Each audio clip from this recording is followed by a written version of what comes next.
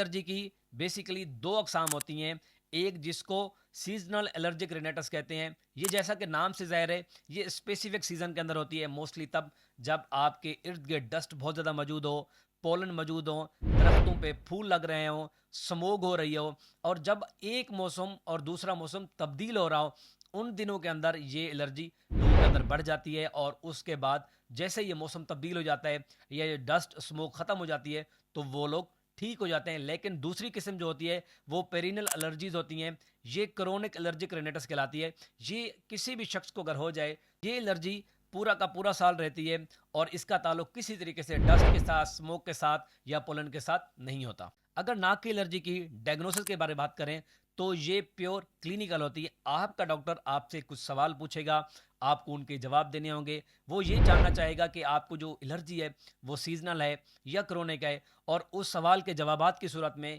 وہ ایک ڈائگنوسس بنائے گا۔ اس